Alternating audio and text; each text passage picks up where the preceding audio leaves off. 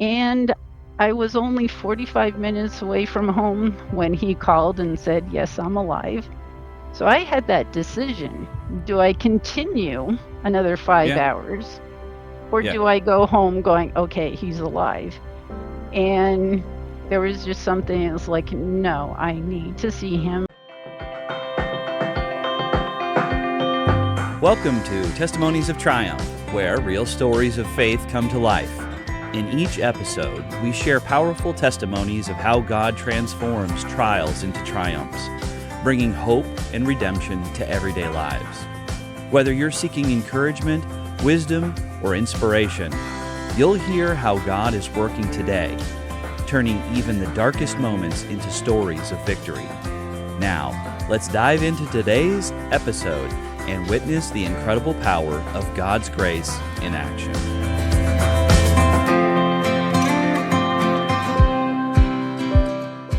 Well, Heidi, welcome to Testimonies of Triumph.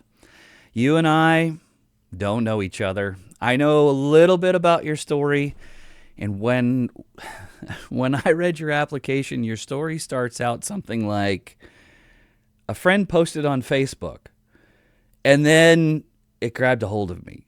So can you sort of take it from there? Kind of, who are you? What happened before your friend posted on Facebook? And then what was the post all about? And we'll go from there. Thank you, Bradley. My name's Heidi Sheldon, and I'm here in Anchorage, Alaska. And yeah, I'm definitely into. I've watched Facebook, and so I'm putting stories out there, and then seeing what people are responding. So I do believe it was about 9 a.m. that I was on Facebook, and on one of my posts, there was something that, from somebody I didn't even know.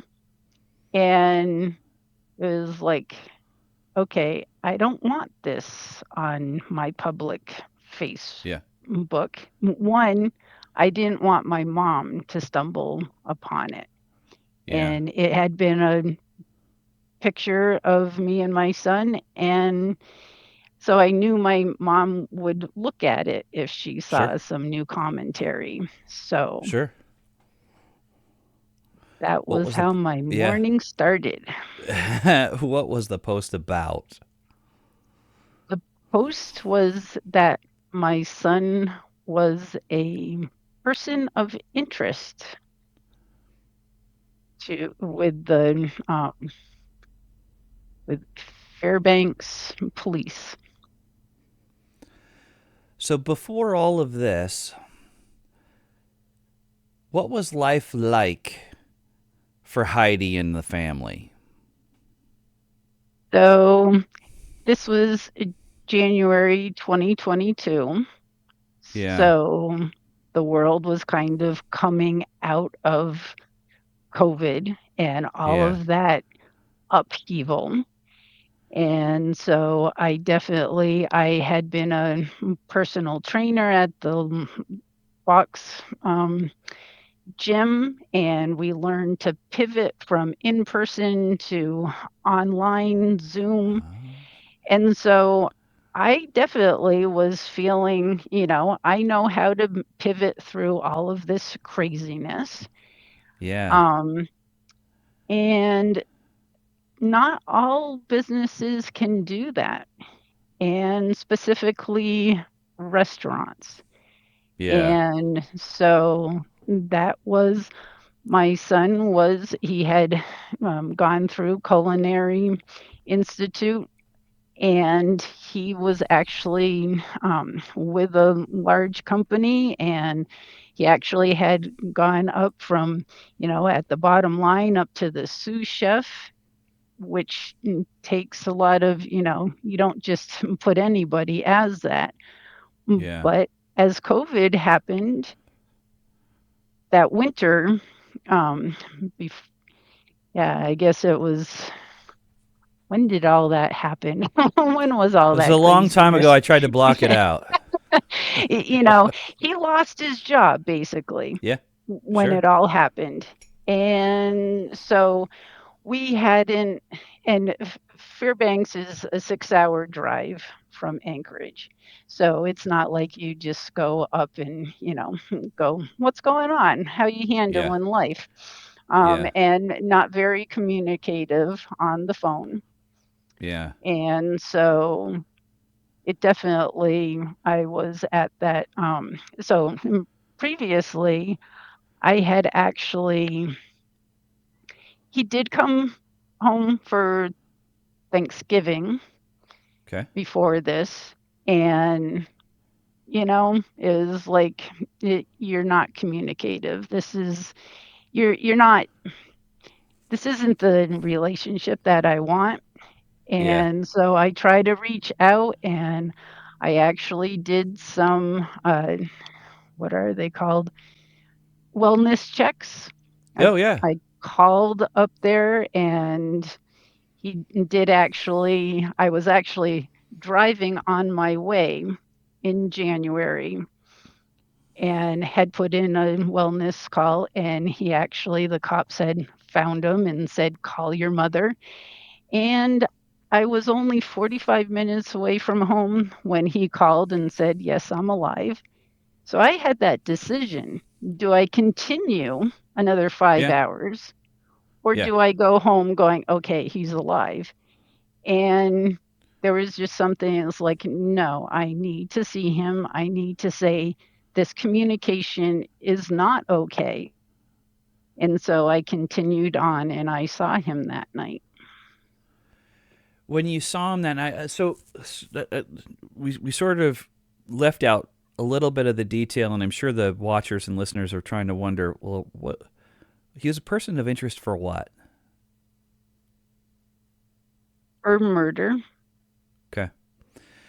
And I believe it was gang related. Is that right? Or not great gang related? There definitely are gangs in Fairbanks. Okay. So mom just looking after her kid, trying to figure out if he's okay, knows that the last time they saw each other face to face, things were just not where they were supposed to be. You're worried for his safety because you're his mom. And you finally connect. He's okay. And you decide, I'm going to hightail it and go and see him. In all of that,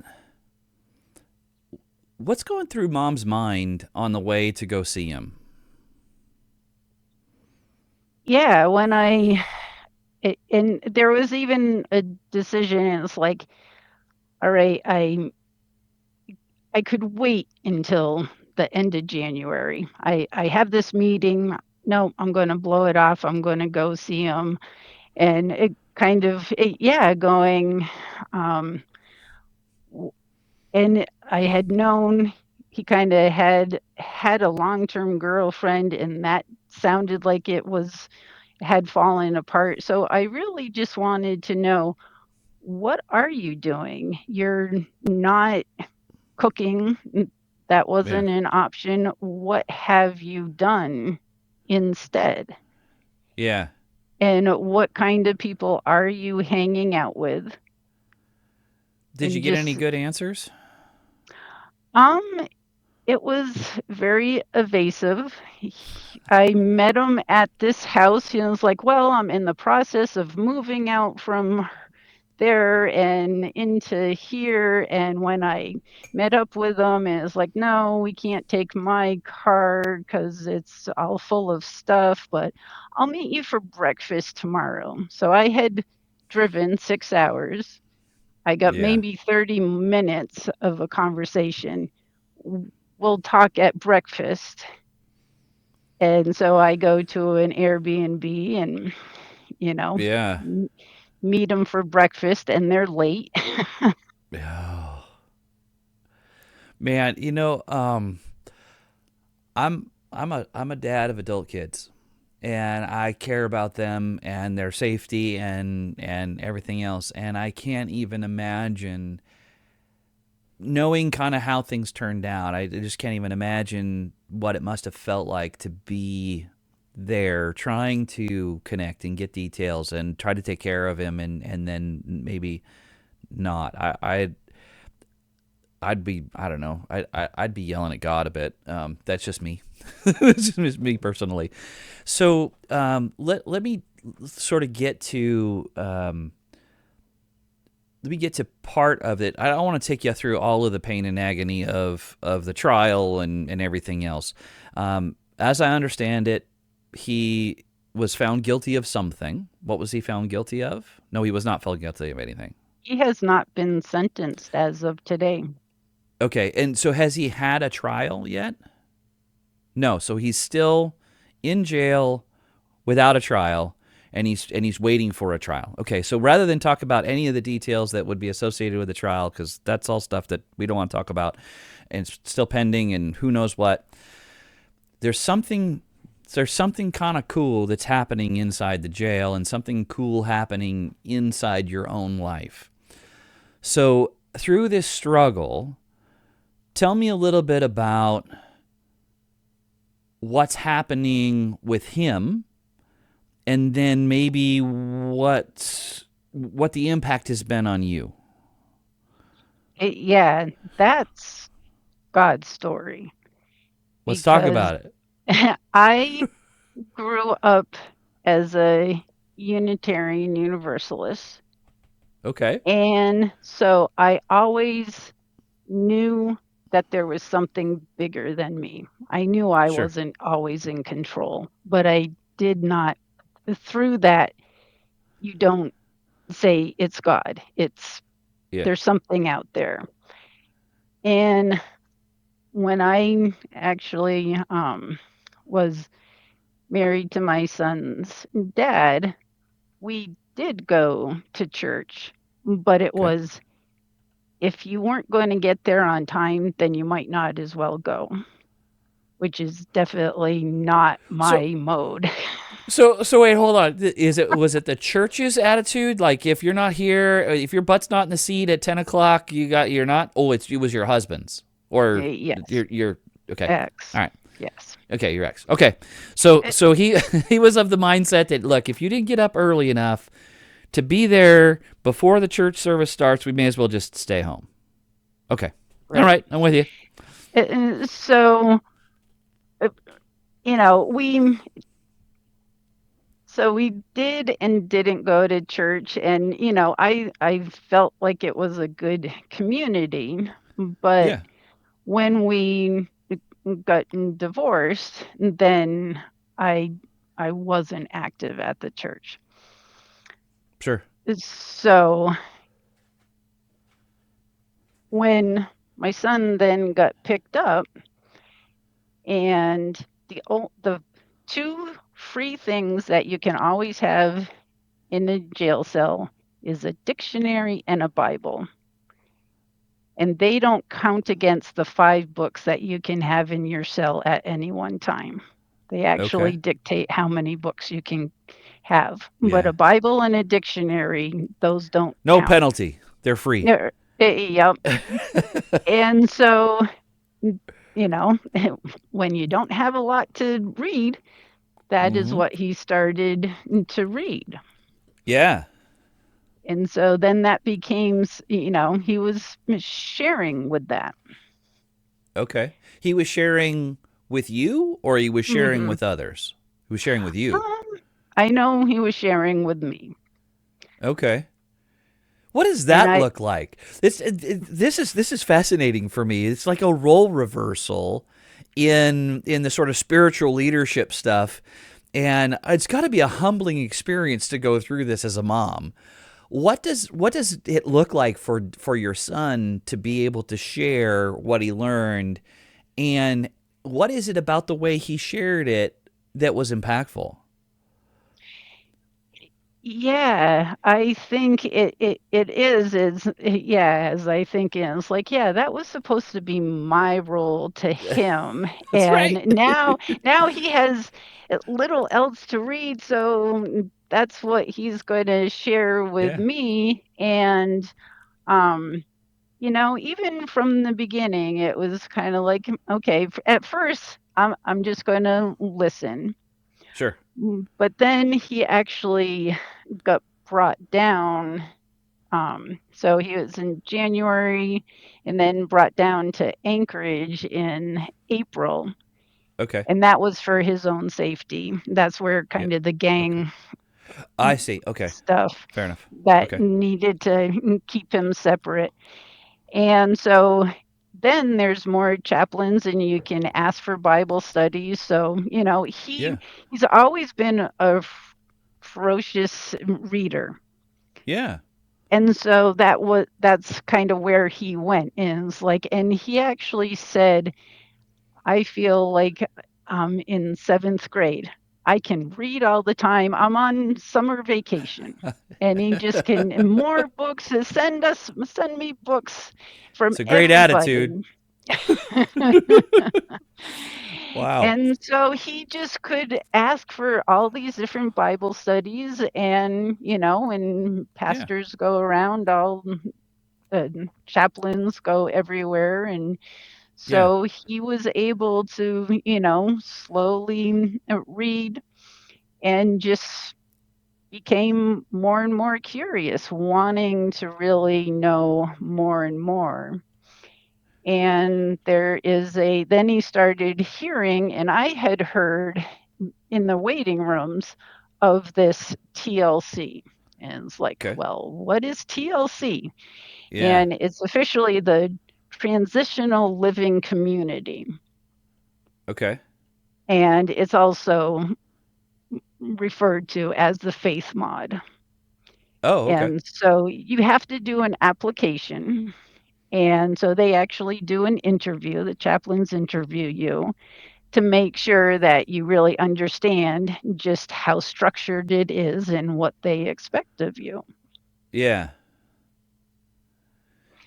So so he's reading because he's got nothing else to do. God's got his attention, right? Yes. So he's sitting there reading, and then he gets offered all these other things. He sounds like a naturally curious human being and a good learner because he went to culinary school and what have you. I mean, he like learning is part of his DNA, which is neat. Um, as he's sharing with you, are there specifics of the kinds of things he was sharing with you that were most impactful? Um, I'm not sure. It was almost more the community. It was like Okay. his curiosity, and I've always been a life learner. And Okay. so it's one of those that there's this big Baptist church at the Yeah. corner, and it's like, okay, he's learning more about religion, so I should go and, I've I've wanted to be exposed anyhow. Yeah. And so I start going into the in church, and then I found out, guess what? The chaplain that is doing the faith mod Yeah. TLC Yeah. goes to the church that I'm now attending. And You so can't I make get this to stuff up. meet exactly. I get to meet the guy that is now, after he gets accepted into TLC, who Yeah. is influencing my son. So before your son didn't you didn't say that your son had a relationship with Christ or anything else before being in here. He's had a chance to sort of dig in. Has he since then committed to the Lord, or what is that in his walk? What does that look like? Yeah, so yeah, I don't believe he had any kind of real relationship before Yeah. going into jail. Yeah. But he did say that prior to being picked up and prior to the incident, that he said, God, take me out of this situation. He knew he was where he shouldn't be. It Okay. was like one of those, if you're real, take me out of this Yeah. Yeah. situation. Yeah. And it Yeah. didn't take long to go, I didn't quite mean it like this, Like, but they it's told been me the to be best careful what I thing. asked for, and I should really pay attention. So, and he has said, just going from Fairbanks down to Anchorage and getting more into the Bible studies, that he was like, Yeah. no, I believe that Jesus died on the cross for me and rose again.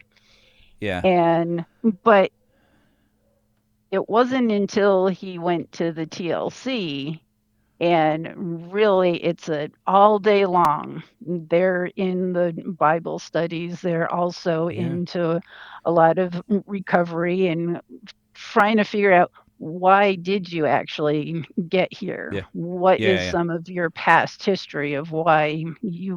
these decisions got you there? Yeah. And so it really was after he went into the TLC that he was like, no, I'm committed. So at the time when you were watching him go through this sort of transformation, I get that you were curious, and that's pretty cool. Were there other sort of fears or concerns as you're watching him go through it? And then I'm fascinated by your history, and now you're in a place in which you're sort of following along with your son. You're going to the local church, you're communicating, at least, I don't know, fist bumping or whatever, with the same guy who is at the jail with your son in these special Bible study sessions. And somewhere along the way, God showed up, like really showed up. What did that look like in your life? What happened? What specifically can you remember the moment in which, whoa, I get it now? Right. It was, and I think it really is helpful. We started doing, he could get the paper and I could get on the website Bible studies, and we talked about it together. That's awesome. And it was just, there is no doubt that this is the Word of God that I am reading about. Because I always knew there was something bigger. And Yeah. so it's just continuing to dive into the Word and going, these things don't just happen.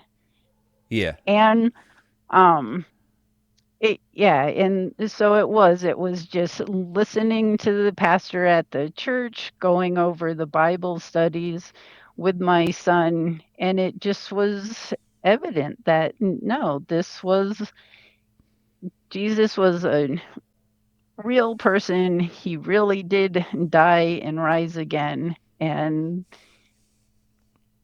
so what is really incredible is that then I was like, okay, I need to get baptized. Even though I actually got baptized soon after, got married to Okay. his dad, Yeah. but then it wasn't never real. I don't think we practiced it, Yeah. and Yeah. so Well, let me ask you about that then. I'm fascinated. So, I'll give you a little bit of history of me. It might help you understand why I'm asking. So, I was baptized as a child in the Lutheran Church, and it wasn't until I was in my, I want to say, late 20s, early 30s, in which I had a one-on-one with my pastor, and I said, "What do you think about baptism, like of an adult guy who grew up a Lutheran kid?" And he looked at me and he goes, "Depends on the Lutheran kid. What do you think?" And I was like, "Well, dude, let's do it." Right? Because I get it. I appreciate my parents doing what they did and what have you, but this is my outward my outward demonstration of my faith. And in doing so, it certainly fundamentally changed everything, and I get it. I'm just, it was more, for me, it was more transactional as a young kid, but this was more meaningful now. And did you experience something similar where it was kind of transactional before and then now it's for real, or how did that work?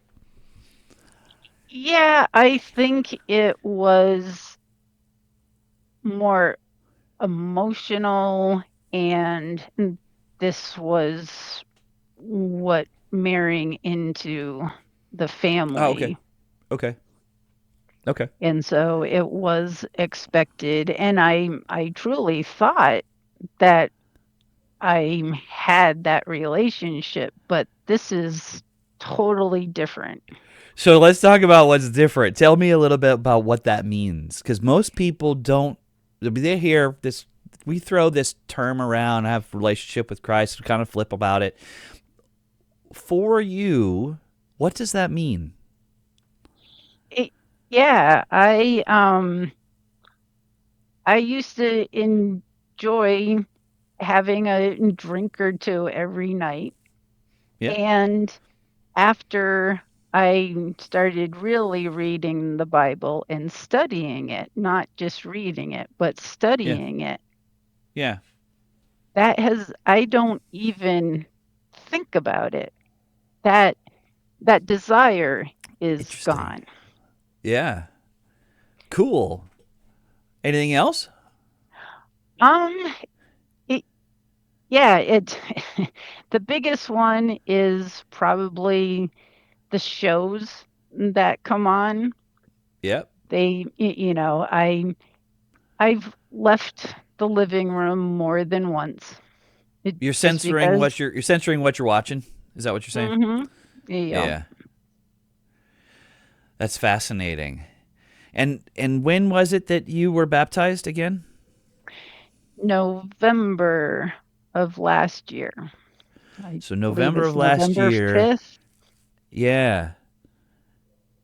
What in the process of all of that and coming to this year, other than changing some behaviors, what other things have kind of gone on in your own journey? Cuz you're I mean, you're kind of a funny journey. It's like you started a journey before, but now you're really in it. And a lot can happen in a very short period of time. So I'm fascinated. What other things? What does that journey look like for somebody who like, wow, here we are. Let's do it. Now what? Yeah, and I think it infiltrates everything I do now. Because I've kind of been a wannabe entrepreneur for Yeah, some years. And so I actually got into the Airbnbs, and I had quite a few for a while. And it just wanting it was really I wanted I wanted to help people have a place and be able to be have their cooking. I've been a yeah, personal trainer, got into the nutrition, so having a place to actually cook, I've always seen as, important. I would like that. And so I finally I think, through this journey with my son, it was like, you know what my core is that I want to serve people. And nice. so the Airbnbs weren't, it was just a bad location. Should have Yeah. listened to my current husband on that one, but You know what? We'll and cut that part out of this interview. He won't ever hear it. It'll be fine. he'll use it. But um so I was like, well, I need a part-time job, and I want it to be able to serve people. And so now I'm a member service representative on the phone, and I get to serve people, our members, every single day. And it's through the building of my faith and the community, because now we have we call it Beyond Walls. So it's a support system for the family members of incarcerated Okay. individuals.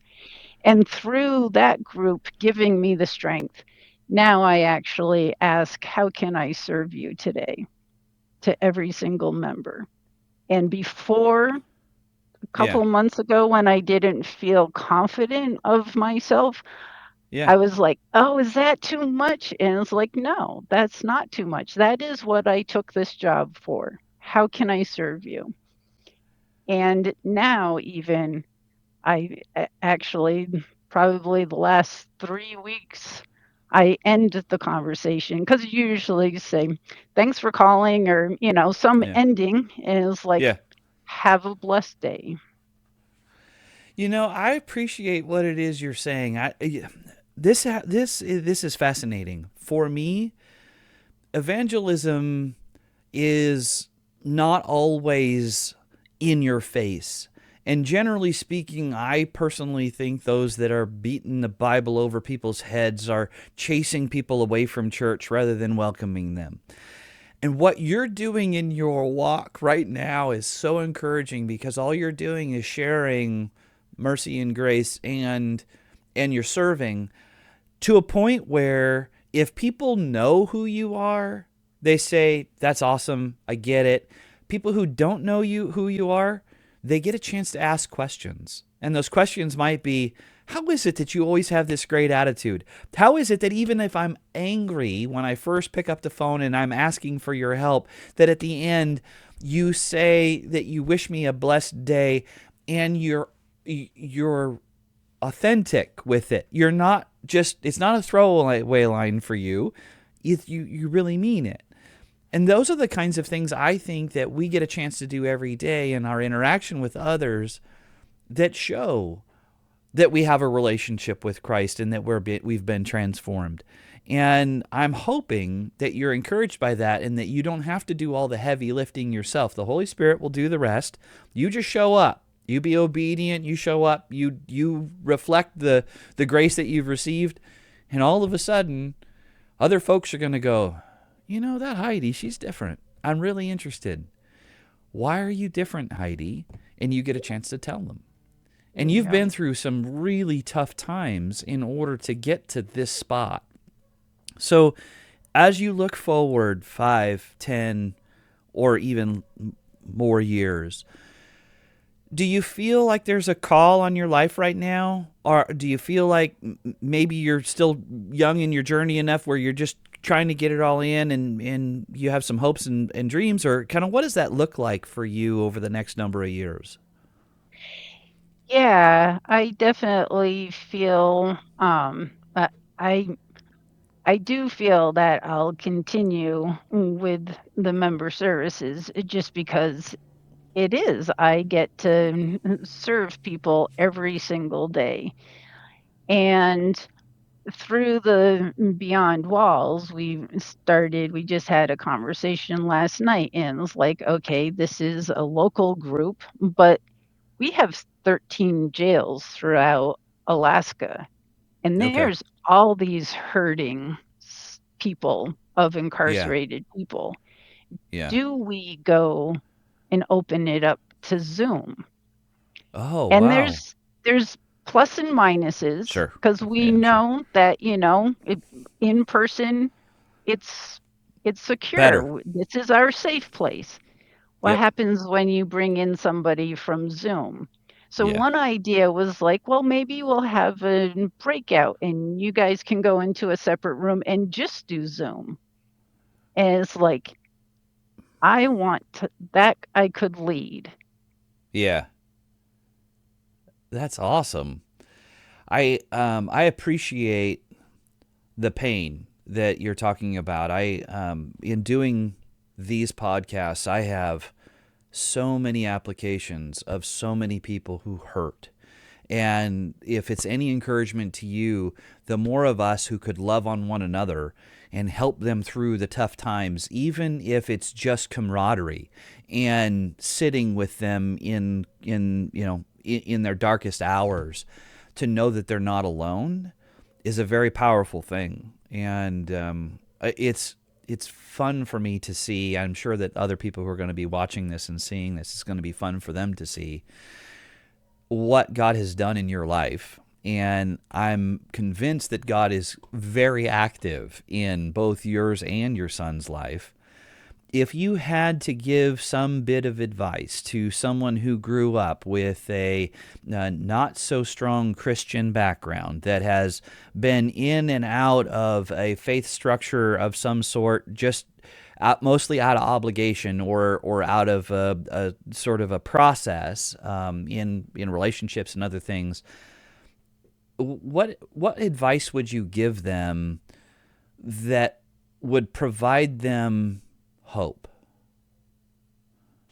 It I can definitely say it is never too late to start really a relationship with the Lord. That's awesome. You're a blessing to me, and I think you're going to be a blessing to other people. I pray for you and your family and your son, and that whatever God's will is in all of that, that I can see God's got his attention, and God's got your attention, and I think that that's amazing. And I'm really excited about hearing the story after the story. I know that you're considering writing a book, and I think that's amazing. As you know more about that, share with us so that we can share to the listeners. And then if there's something else that we can do, or if there's another story in the middle of all of this that you want to share, we would love to share it for you. I appreciate you. Yeah, I definitely want to thank you for, yeah, nothing like jumping on a Facebook group and ending up sharing my story. Or Yeah. shall I say, God's story. There you go. There you go. All right.